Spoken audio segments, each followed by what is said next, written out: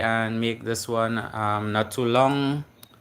We're gonna try and do this one quickly today because it's early morning here in Trinidad, um, and it's evening time in the eastern side of the world.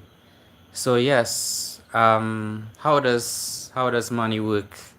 So we're gonna talk about the basics. We're gonna get into the basics first, and then we'll go into more details later. So this is from my experience, from observation, and from having studied business studies. Now, the information in the video is probably stuff that most people should know. However, sometimes people speak in a way that seems that they don't know this stuff already. Yeah. So we should we should never judge people by how much money we think they have, or how much money um, they have. Yeah, but we never know the amount they actually have. We make judgments of people without knowing the true details, how much they have, how much they actually have. You will never know. You just judge on the surface, and then depending on what you believe, how much they have, you will also make judgments about their character for what they are doing with their money. Yeah. So how does money work? Money is works the same way in every country. Money works the same way for every creed and every race. No matter your beliefs, no matter your skin color, no matter your hair texture, no matter your nationality, the basic is money comes in, money goes out. Money comes in, money goes out. So for nobody, their money or their net worth is constant. It's not a straight horizontal line. It's not fixed. It varies. Yeah. So I don't even like the term net worth. Okay. In association with someone's money, their bank account, which is how the world does it. They always talk in the news about the net worth of this billionaire and that billionaire or the other. No, your money is not your worth. Your worth is inside you. It's in your soul. It's in your spirit. It's in your morals. It's in your character. Yeah, that's your worth. So we should never equate somebody's net worth to their bank account or their savings or whatever they have. So nobody's money is constant. In every country, it's the same. You will have ways of money coming in, and you will have ways of money going out. So the most common way of money coming in is someone having a job. Also, someone can have rentals. Yeah, people earn from passive income sources. Whether they have a property, they're renting a vehicle, they're renting something, they're renting. Money is coming in without them having an actual job. They can have a business for money to come in. They can get assistance from the government. They get donations. They can ask for money. They can do a fundraiser, get people to help them sell stuff to earn. And they can also borrow, and that money is available to them when they borrow, but it's not theirs. They're supposed to pay it back at some point. So that's not a positive inflow of money there. It's actually negative, because they probably have to pay it back, and pay it back with interest. Yeah. Now there's the money going out now. Money goes out very easily. Most times it goes out easier than it comes in. And when the money that's going out is higher than what's coming in, you have a serious problem there. You have a negative situation. Yeah, you have a negative outcome. It's a improper balance. If the outgoing is higher than the incoming, it means you're using somebody else's funds for that to be possible in the first place. Because how can you spend more than you have? You cannot spend more than you have unless you're getting from somebody else. It's an improper balance. You should always have your inflowing money is higher than your outflowing. That's the comfortable place to be. Or even if it's exact, what goes in goes out. But when what's going out is higher than what's coming in, it's a really bad situation. Yeah, guys. So how does money go out? It goes out from spending on bills. Bills. When I say bills, I basically referring to the utility bills, basic stuff: water, electricity, Wi-Fi, internet, data. Yeah. House payments, whether it's mortgage or rental. Your rent money every month you have to pay to your landlord. So we know the income possibilities, we know the expenditure possibilities. Food is a constant.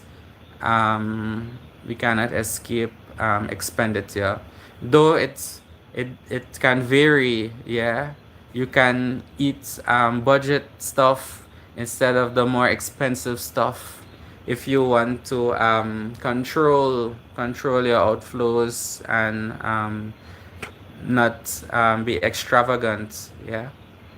So the utility bills and the food is expected every month, but then there's capital stuff that you don't necessarily have to do unless you feel pressure to do it. You know, society expects it of you.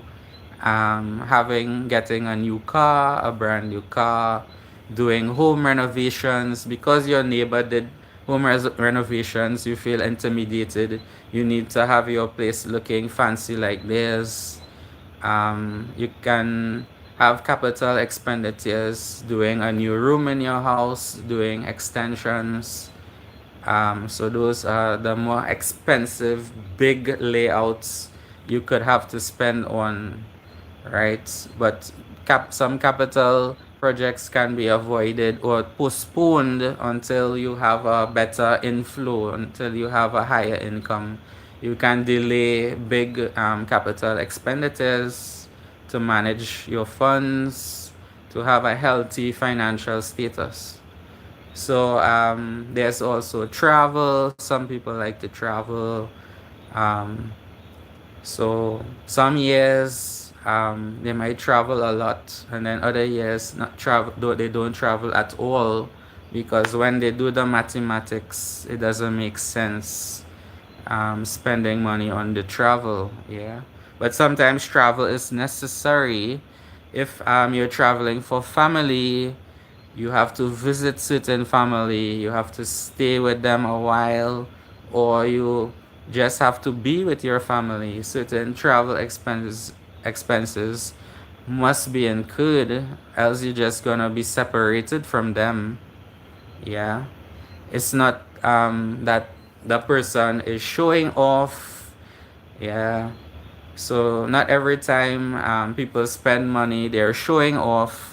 Sometimes they just have to do what they have to do. Yeah, it has a cost, it has a price to everything. Yes.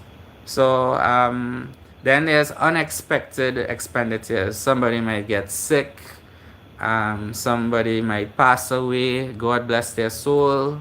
We will miss them. But then we will incur funeral expenses.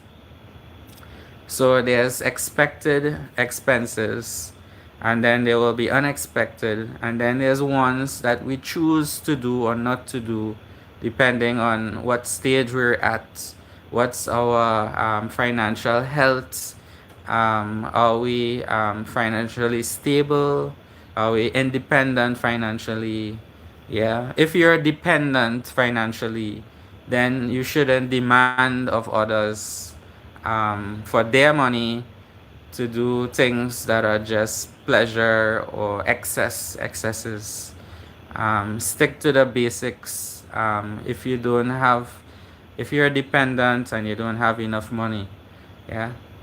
So so I spoke about it. More or less, we covered the main points of how money works. So basically, it goes in, it goes out, it goes in, it goes out. So you have to find the right balance, um, that you don't end up with a negative balance. You don't end up in the red. Yeah, according to businesses, they want to be in the black where they have some money, or the green and not the red. So, what else? Even billionaires, you can watch the news and see. Even billionaires, their money is not constant. Yeah. So to say they are rich doesn't mean they have the same amount every day. Yeah. Today they might be worth 10 billion. There might be their net worth, and then next year it might drop to 7 billion, and then another year they have a rebound and it goes up again. Even billionaires, their money is not constant, it's not fixed, it varies, it fluctuates on a day-to-day basis, from Monday to Tuesday, Tuesday to Wednesday, Wednesday to Tuesday, Tuesday to Friday. The billionaires' money is changing, sometimes up, sometimes down. Yeah, because it's very often tied to their assets, right? It's tied to the stocks and their shares. So when the stock prices go up, then their value goes up. When the share prices goes down, the wealth of the billionaire goes down as well.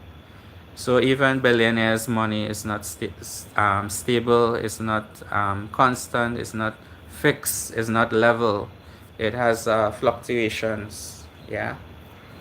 Okay, guys. I covered the important points. Now you can ponder on the points and see how it applies in your personal life. This is just some of my knowledge I'm sharing with you after living on the year and after living on the in the planet for so many years. Yes, 40 years plus, and also having been a business student. Okay, I graduated in business back in 2013 with a postgraduate degree. Okay, guys, thanks for watching. You can share also the video if you know someone can benefit from it. Okay, this is it. Peace out.